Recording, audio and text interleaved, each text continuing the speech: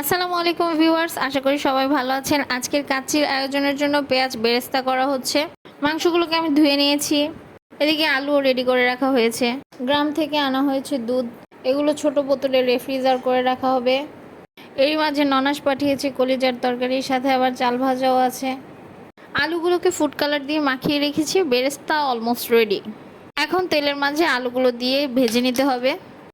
আলুগুলোকে একদম 100% না সেদ্ধ করলেও হবে, প্রায় 80%-এর মতো সেদ্ধ করলেই চলবে। এখন মাংসগুলোকে আবার একটু ধুয়ে নিচ্ছি। দেখেন আলুগুলো কি সুন্দর কালার চলে আসছে। এরই মাঝে আমি বানিয়ে নিব টক দই। আমি অল্প একটু পানির মধ্যে গুঁড়ো দুধ নিয়ে নিচ্ছি।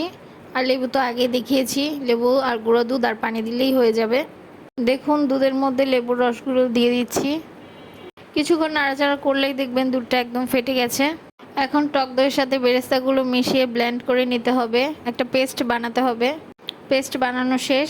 এখন মাংসগুলোকে বোলের মধ্যে নিয়ে নিচ্ছি। দেখুন এগুলো কিন্তু খাসির মাংস, খুবই সুন্দর মাংসগুলো। দেখুন এখন এতে আদা বাটা দিয়ে দিব। আস্তে আস্তে একের পর এক সব মশলা চলে আসবে। তারপর দিয়ে দিচ্ছি গরম মশলা, তারপর দিচ্ছি বাদাম বাটা, দিয়ে দিচ্ছি জয়ফল জয়ত্রী গুঁড়া, এরপর শুকনো মরিচের গুঁড়া, এরপর ধনিয়া গুঁড়া, দিয়ে দিচ্ছি আগে থেকে বানানো ওই পেস্টটা, এরপর লবণ পরিমাণ মতো, তারপর ভালো মতো মাখিয়ে নিতে হবে। এখন আবার অ্যাড করে দিচ্ছি হোয়াইট পেপার। এখন আবার একটু মাখিয়ে ভালো মতো তেল দিয়ে নিতে হবে।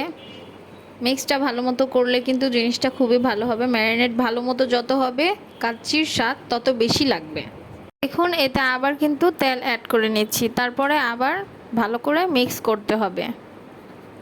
এরপর দিয়ে দিব কিছু কাঁচামরিচ, এটা ফ্লেভারের কাজ করবে, অনেক ভালো টেস্ট আসে কাঁচামরিচ দিলে। এরপর দিয়ে দিব টেস্টিং সল্ট আর কেওড়া জল। তারপর দিয়ে দিচ্ছি কিচমিচ আর আলু বোখারা। কিছুক্ষণ ম্যারিনেট করার পর এটাকে কুক করে নিতে হবে, তাহলে কিন্তু এটার টেক্সচার খুবই ভালো আসবে।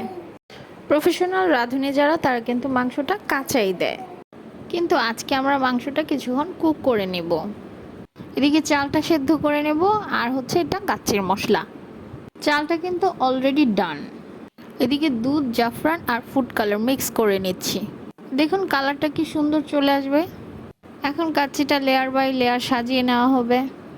কাচ্চির সবচাইতে ইন্টারেস্টিং থিং এটাই, স্টেপ বাই স্টেপ ফলো করে এর লেয়ার কমপ্লিট করা। এর মধ্যে কিন্তু যথেষ্ট পরিমাণে ঘি অ্যাড করে দিচ্ছে। প্রতিটা লেয়ারের মধ্যে এইভাবে করে ঘি অ্যাড করতে হবে, আর কাচ্চির মশলাটা তো অ্যাড করতে হবেই। দেখুন আমাদের লেয়ার কমপ্লিট কিন্তু অলরেডি ডান। এখন এর ওপর আবার ঘি অ্যাড করে দিচ্ছে, তারপর জাফরানের যে পানিটা ছিল সেটা দিয়ে দিচ্ছে। একটু ভিতরের দিকে দিলে সবগুলো লেয়ারে আসবে, এজন্য এভাবে দেয়া হয়েছে। কাচ্চি খাবার বোরহানি হবে না তাই কি হয়, দেখুন কি সুন্দর বোরহানি। কাচ্চিটা কিন্তু দম দেওয়া শেষ, এখন একদম কমপ্লিট। দেখুন কাচ্চিটাকে মিক্স করে নিচ্ছে, সাথে শসা লেবুও আছে। চাল আর মাংসগুলোকে এখন একসাথে মিশিয়ে নিচ্ছে। স্মেলটা তো সেই লেভেলের ছিল, আর কালারটা তো দেখতেই পাচ্ছেন। এখন কাচ্চি প্লেটে সার্ভ করা হবে। আমি কিন্তু খাওয়ার জন্য একদম রেডি। আপনারা দেখতেই পাচ্ছেন, দেখুন আলুটা কি সফট, একদম চিপে ধরলে কিভাবে ভেঙে যাচ্ছে। দেখুন একদম সফট হয়ে গেছে। কাচ্চির আলুটা কিন্তু খুবই মজা থাকে। আলুর মতো মাংসটাও কিন্তু দেখেন একদম গলে গেছে। দেখুন মাংসটা কি সফট, ছোট বড় সবাই খেতে পারবে।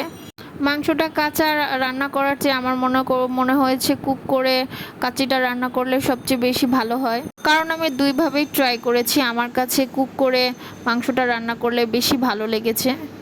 আমি আবার কাঁচামরিচ ছাড়া কাচ্চি অথবা বিরিয়ানি বা পোলাও আমি খেতে পারি না। কাঁচামরিচ দিয়ে আমি খুব ভালোভাবে মজা করে খেতে পারি। আমি এখন দেখেন খেয়ে নিচ্ছি। এখন আমি মাংসের সাথে কাচ্চির ভিতরে একটু আলু অ্যাড করে নিব।